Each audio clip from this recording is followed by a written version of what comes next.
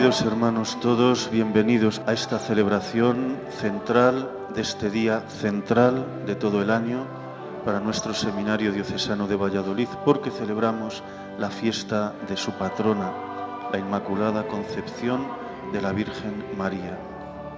Y yo lo primero que me pregunto es, ¿y por qué es la patrona hoy?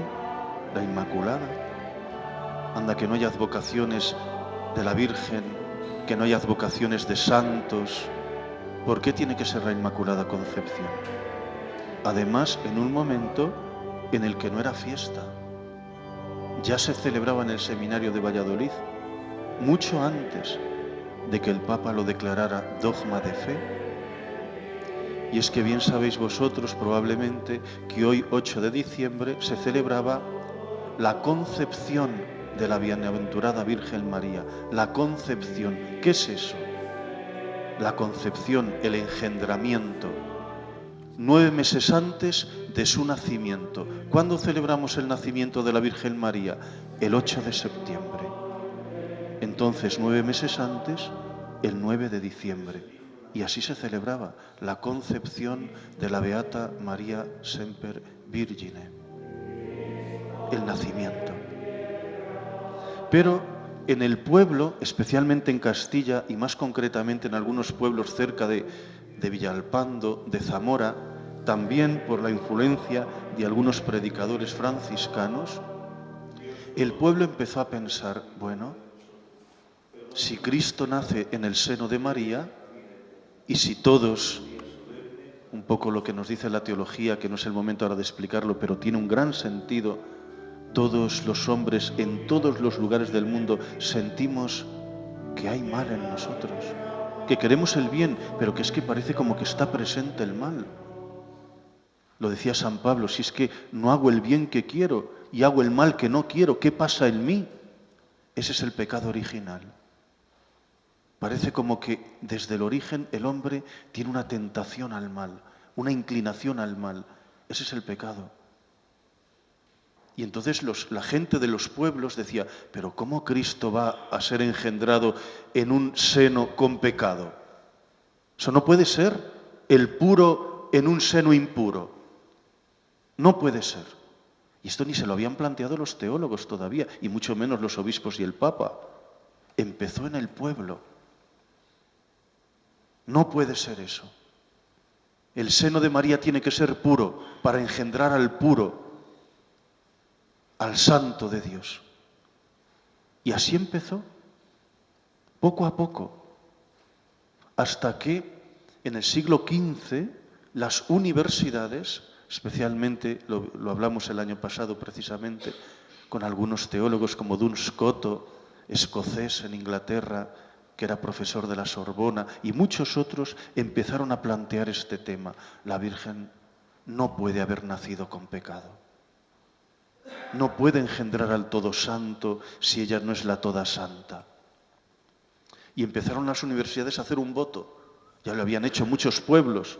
El más antiguo es Villalpando, en Zamora, diciendo, este pueblo va a defender la Inmaculada Concepción de María. Y todo el pueblo lo apoyó. Y después fueron las universidades con los grandes teólogos y profesores. Y finalmente fue España. El rey Carlos III, bueno, mejor dicho, las Cortes de España, en 1760, todos los diputados de Cortes votaron la Inmaculada Concepción patrona de España.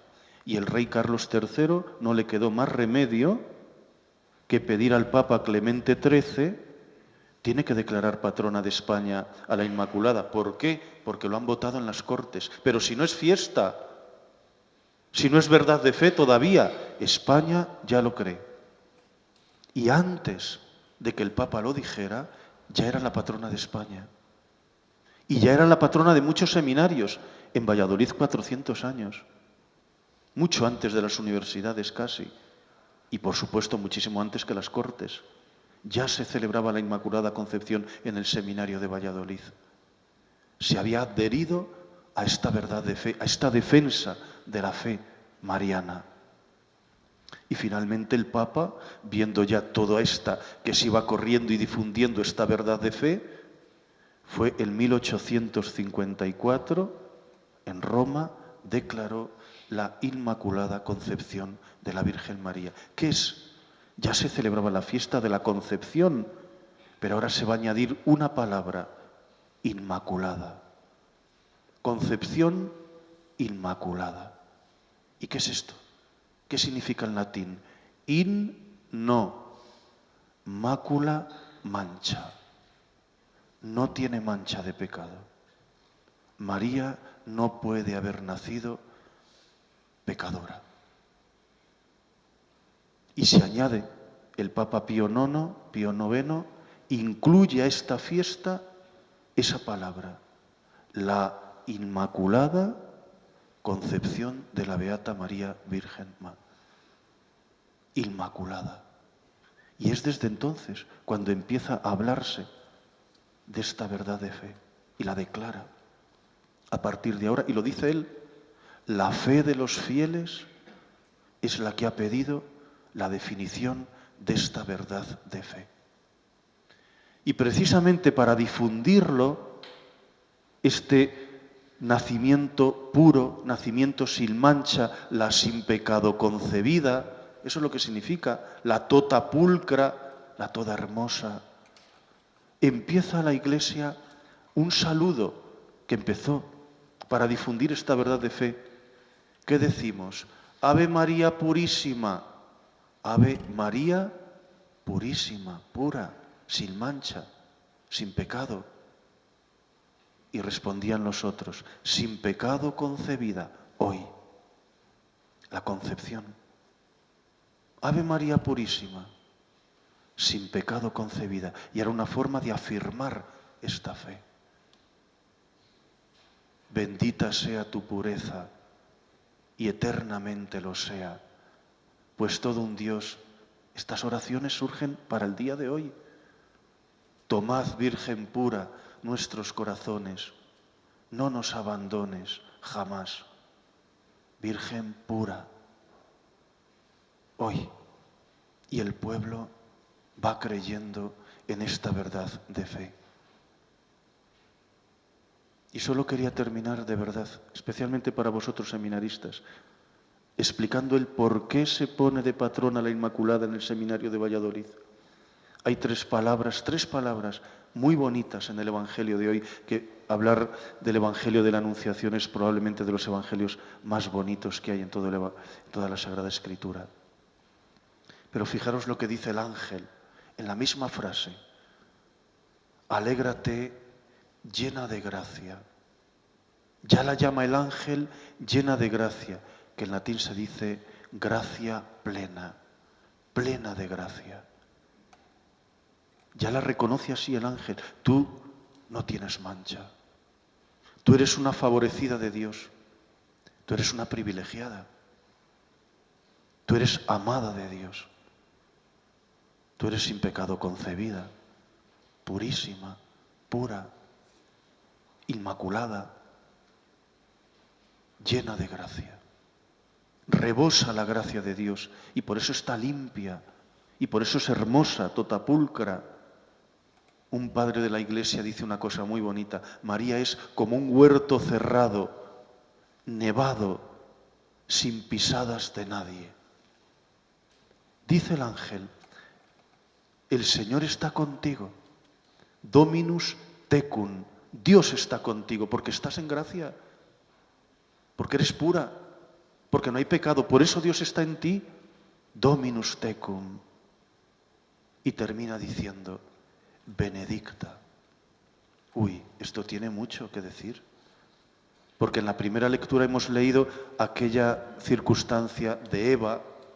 Eva en hebreo significa madre de los vivientes, madre de la humanidad. Eva cayó en la tentación, engañó y por eso pecó. Y por eso tiene mancha. Y la dice maldita, la dice a la serpiente, maldita tú y maldita Eva. Te has dejado llevar por el pecado y te has arruinado, te has destrozado, ¿no lo ves? ¿Y qué la dice a María? bendita, benedicta. Si Eva es madre de los vivientes, de la humanidad, María es madre de los creyentes, de los seguidores de Cristo, de la nueva humanidad. Una con mancha, la otra sin mancha. Una maculada, la otra inmaculada. Bendita. Bueno, pues queridos seminaristas, termino. La Virgen está puesta como espejo de los seminaristas, como modelo de los seminaristas, como patrona. ¿Qué es un patrón? Cuando las mujeres van a hacerse un vestido, necesitan un patrón, lo ponen encima y van cortando para hacerlo igual. La Inmaculada es nuestra patrona, nuestro modelo. Seminaristas sin mancha, llenos de gracia, inmaculados, benditos. Por eso está la Virgen Inmaculada como nuestra patrona, para que luchemos contra la tentación, para que luchemos contra el mal, para que luchemos contra la mancha, para que vivamos llenos de la gracia de Dios. Y el que está lleno de la gracia de Dios, Dios está con él y lo bendice. Serás bendito, no maldito. El que se deja llevar por el mal, cada vez va a haber más mal. El que se deja llevar por el bien, cada vez hay más bien. Mirad a la Virgen, a la toda hermosa, a la sin mancha, a la sin pecado, de verdad. Queridos seminaristas y vosotros, familias, ayudadnos a ellos. Nosotros queremos vivir en el seminario en bien y luchamos contra el mal. Ayudadnos.